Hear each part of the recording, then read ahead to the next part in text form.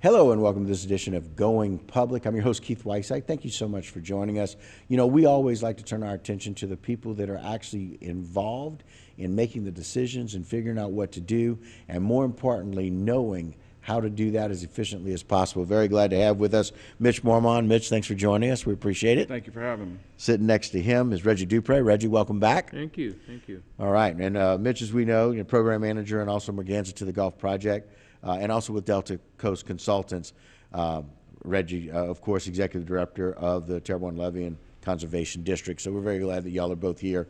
Know a whole lot more about what is happening in our area and with our levees. But boy, we've seen some damage, especially some of the damage that we got to the Bubba Dove. Yeah, well, obviously this past year was the craziest year we've had, but the last couple of years have been extremely interesting. Yeah. I think since 2019 we've had to close the system down 10 times, which is more than we've had to for the entire existence of the system combined. Right. So very active in that. Lots of damage, from this past year. Already underway fixing everything, but to make you feel good, we were extremely proud of how the system fared, considering all that we've been through in the last couple of years. So we got a pathway forward to build upon, but really proud of what's been accomplished so far and where we're going.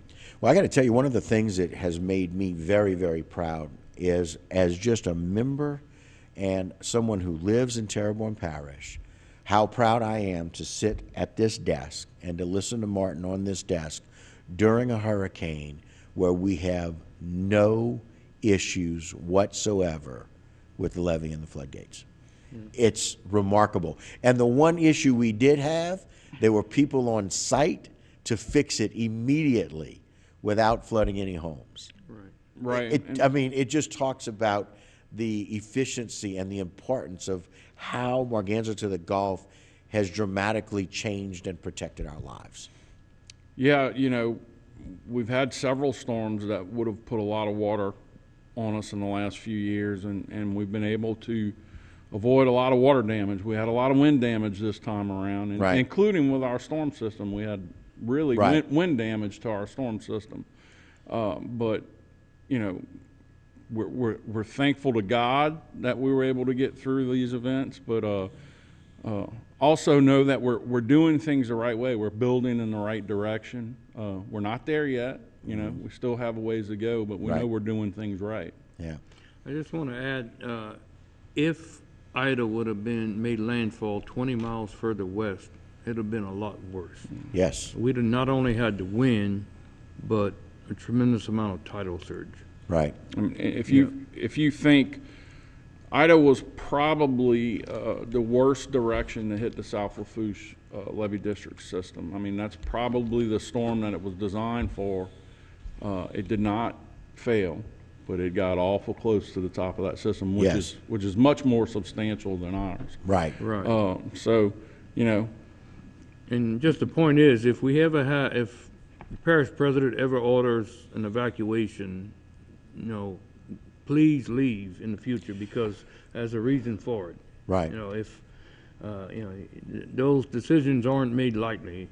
Yeah, and we haven't had to make some of those decisions because of, again, the hard work that is going into the Merganza to the Gulf and what we've done. But let's take a look at some of the footage of, as you mentioned, Mitch, the damage that was caused by this wind and the force of rain. So I don't think we've showed these pictures here. This is our own monitoring system actually taking pictures during the storm.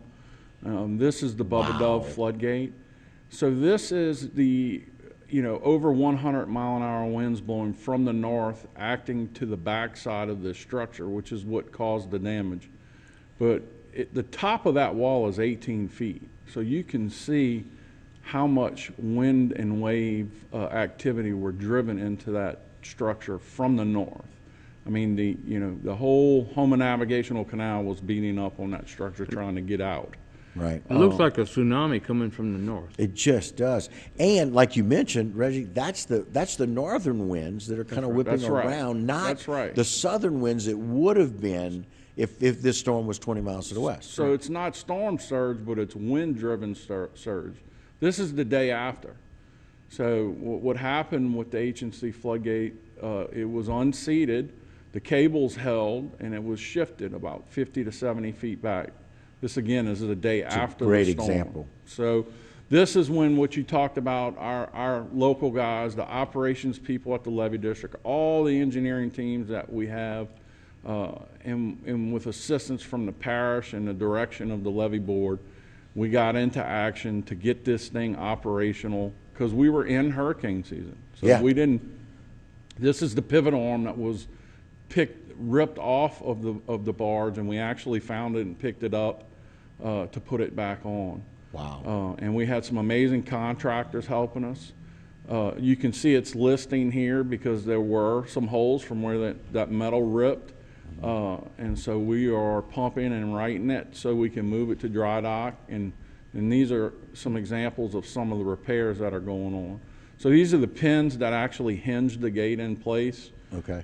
We cut those out, and we've done we're currently in the process of doing some modifications to strengthen that gate at those locations. What people don't understand is we're designed to hold water back from the south, not from the north. Right. So this was unique, and we actually had two storms that kind of affected us from the north in a row. So we're doing some work now to really strengthen up those attachments and those pins to keep it in place in case we have a similar type situation. And again, if ever people were wondering about how strong this storm system was, this is a very sturdy structure. Oh, I mean, this is a massive structure. It's 250 feet wide. The channel's 1,000 feet wide. So at that location, so you got 1,000 feet of channel trying to get out through that one opening. That's a tremendous amount of force. With 2 million gallons of water in that floodgate, Yeah, it was- sunk in place. It was still able to push it back 70 feet with 2 million gallons of water in it. So, Wow. but anyway, it took about 2.5 weeks with our crews working around the clock to repair this thing and get it back operational for us to make it through the hurricane season. And the day after storm season was up, we unhooked this structure, brought it back to dry dock, and we're making those modifications now. We will have it back in place for day one of hurricane season 2022. So just a tremendous effort and a lot of smart people that we're working with helping us get this in place. Great contractors. This is some of the current modifications you see going on right now to strengthen that attachment of that pivot arm. The pivot arm that was kind of ripped off. That was ripped off, That yes. was found in the water. This itself. is an example of us lifting some of the equipment up. We never anticipated having water beating up against that 18-foot flood wall. From the north, From yeah. the north, so we're actually going to lift that equipment up and get it out of the weather. And here you're seeing some modifications being done on the pins to strengthen that up. We're strengthening everything on the inside of the bars to be able to take and handle those loads. And so the interesting thing is this is designed to hold water back from the south. That's right. To prevent water from coming in to That's it. the intercoastal. That's it. However, it got beat up by wind and rain from the north. That's right. Right. And these were the things that we've experienced. And now, again, just like the very educated, very efficient people that have put it all in place to start with, we've learned about what can happen in a Right. massive storm like And this. people, we've certainly learned over many years different things. This is not just everything in a closed vacuum operation type of situation. We have all these different bayous, all these bodies of water, We have 14 floodgates. You know, what you do in one area affects what happens in the other area. You know, and we've really learned all of these things over time, the best way to go about handling these things. You know, what we saw for Ida was Lake Boudreaux trying to empty from the Lake Boudreaux Basin everywhere else from the inside. I mean, that's not something that's anticipated. Right. And since then, we're coming up with different plans on things we can do to improve that situation. So the thing about Morganza, it's not built overnight. You know, Right. And there's no owner's manual. Right, You know? right. Well, you are the prototype for Right. everywhere else. That's exactly Morganza right. to the Gulf sets the standard for levee protection across parishes in this lower part of a state that is been unique to Louisiana. I mean, Really, people have been looking at you as the example. So you're right, Reggie. There is no guide for how to do this. Right. I mean, it's the only leaky levee system that we have in Louisiana. The One of only few in the one, country. You know, so, Right. It is certainly is something that's being modeled across the country and being learned from. Yeah. And there's a reason, because, again, the monies, and it's really interesting how this plays out politically as we finish out this first segment. It's interesting how people have viewed the monies and how much money that is. You can't put a price on this levee system protecting the hundreds of thousands of people that it does. That's right. You cannot put a price on that. And so I'm glad that we haven't had to do that or qualify that. And whatever that price is, it's already paid for itself. It certainly has. And as a resident, I appreciate that, as the three of us do. All right, we're going to take a short break, but don't go anywhere. A lot more of this program when we return. Don't go anywhere.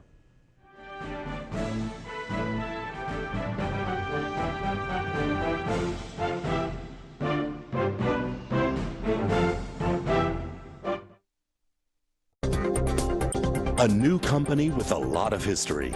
GIS Engineering has rapidly grown its brand around an experienced team of professionals. GIS Engineering is a full-service planning, engineering, procurement, and construction management company specializing in coastal protection and restoration, upstream and downstream industrial, and transportation infrastructure projects. Putting people first, GIS Engineering, a new company with a lot of history. Pelican Waste and Debris is your local company. We don't just work here, we live here and understand the unique challenges that face our region. Our commitment to our community and customers and love for Louisiana keeps us motivated. Pelican meets every residential and commercial service need, offering roll-off, front-load, and compactor services, ideal for hotels, restaurants, apartments, construction or industrial sites, and much more. We also make recycling simple and cost-efficient, offering single-stream recycling program options. We have set the highest standards for environmental protection, community engagement, and guaranteed client satisfaction. Visit pelicanwaste.net or call us at 985-873-9553 to save money with hassle-free service. Our team has over 100 years of experience, so we know how to make you happy. The sky is the limit, so fly with the Pelican. A new company with a lot of history. GIS Engineering has rapidly grown its brand around an experienced team of professionals. GIS Engineering is a full-service planning, engineering, procurement, and construction management company specializing in coastal protection and restoration, upstream and downstream industrial, and transportation infrastructure projects. Putting people first, GIS Engineering, a new company with a lot of history.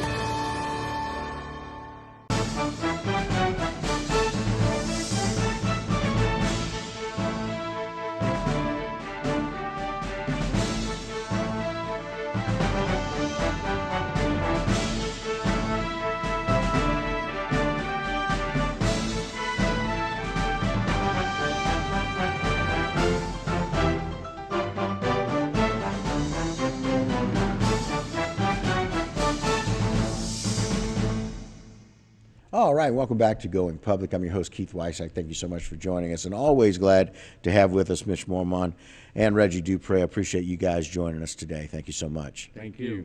We talked a lot about all of the damage that Bubba Dove experienced, all the work that you guys are being done, and one of the things that really caught my eye is the work that was being done just a day or two after the storm. I mean, within hours after the storm, evaluate and figure that out and figuring it out. And again, that echoes what you guys do and how you do it. I know that working with the locks is one of those things that we're having to look forward to. Reggie, tell us a little bit about where things are with that. Well, the Bubba Dove floodgate will be converted to a lock complex. We have started phase 1, which is dredging of about over 1 million cubic yards of material and building 178 acres of beneficial use wetlands, and most of it is on school board land. Okay. So the school board, 10 years ago, Mitch and I went to the Terrebonne Parish School Board. They agreed to let us have the whole Section 16 area there, Okay. and we now using most of it to, all the green area here is open water that will be converted to wetlands, and you can kind of see the box where Section 16 is. So most of the Section 16 area school board land will be turned into from open water to wetlands in that area in southern and lower Dulac. Wow. And that's cool, right? Yeah. We're taking a project that is a navigation project and a flood protection project, and we're using all the material we need to dredge to construct it to create marsh. So it's the synergy of coastal protection and restoration. It's why Reggie created a bill to create the Coastal Protection and Restoration Authority, because all those things go hand in hand. So this is, the things we're talking about now are really cool. It's taken so long to get to where we are actually building a lock complex on HNC. I never thought I'd see it happen in my lifetime, and only because of the will of the men that serve at the levee board and the people who work for them are we here. We're actually going to build this thing. Restore Act is paying for it. This is phase 1. It's under construction now. So if you go down to the Bubba Dove, you will actually see construction of that lock complex going on right now. So what a wonderful thing for this parish. And the benefits are great, And that's one of those things is being able to have the vision about what it is that we need, and then being able to have people smart enough to figure out how to get there, and then being able to find the funding to do it.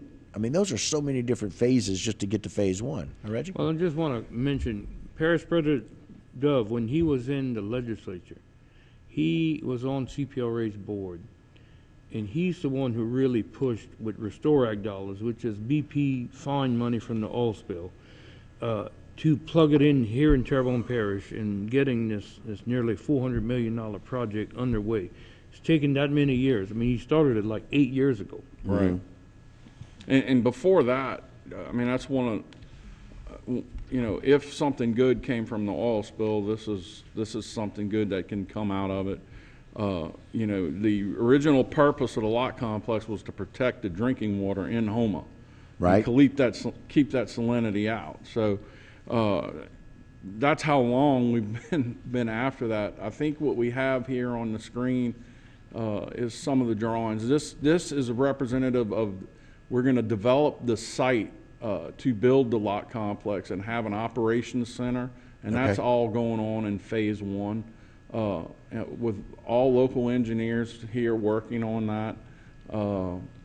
So we'll build a large site. This is an actual drawing of the lock complex. It will be 110 foot wide by 800 foot long. Wow. We will incorporate the existing Bubba Dove structure into that facility.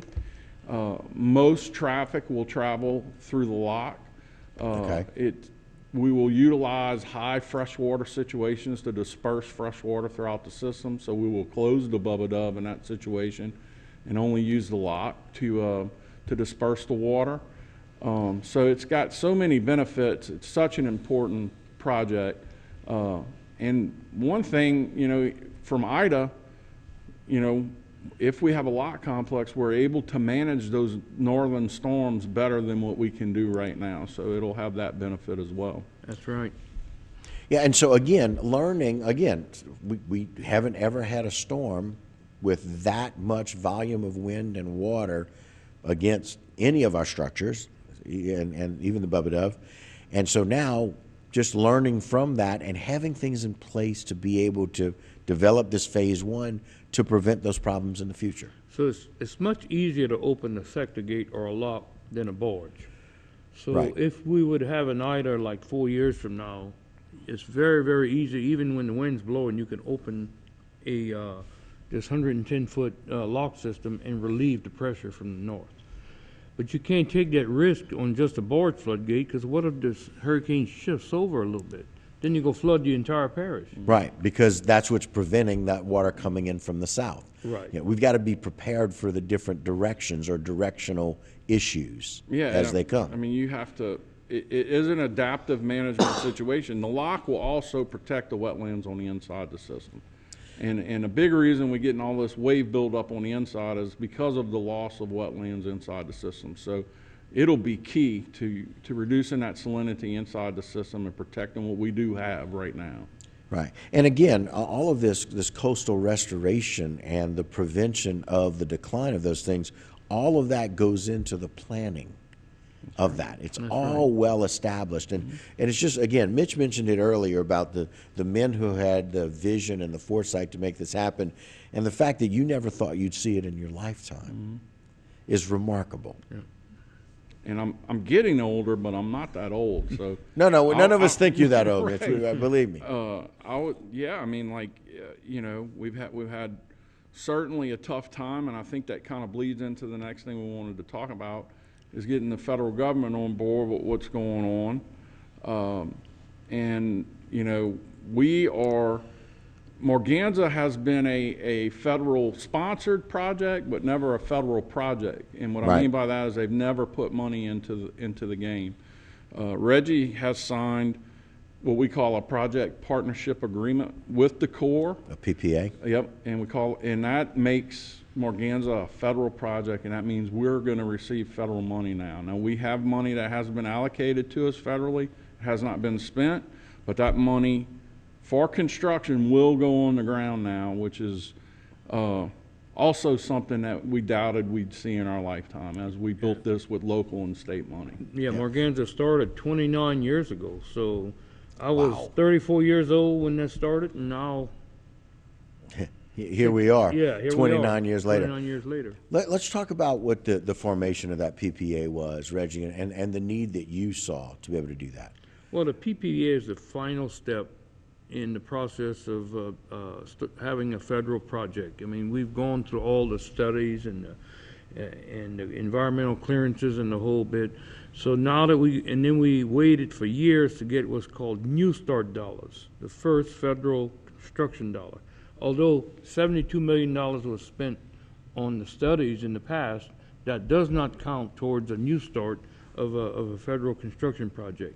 Well, about a year ago, we got the first New Start dollar.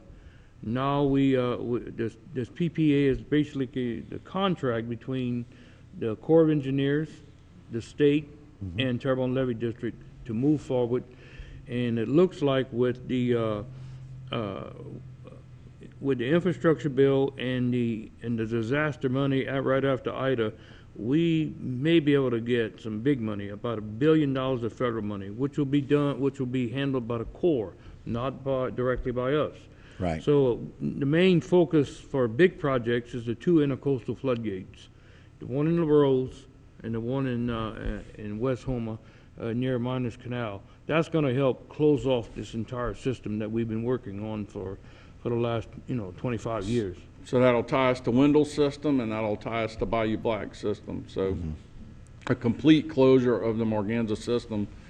And if we can do that in the next 10 years, that'll happen 5 to 8 years faster than what was originally laid out by the Corps. They were going to be done in 2035 with that first lift.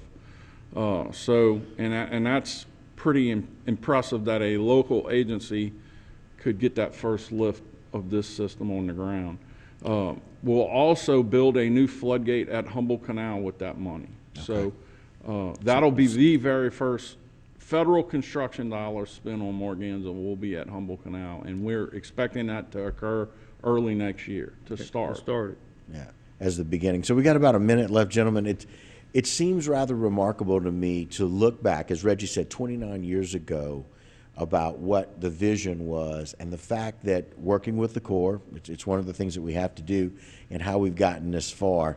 Let's just close out with how important that is and what it means for the residents. I just want to point out, one of the early visionaries of Morganza was Congressman Tozan and Clifford Smith.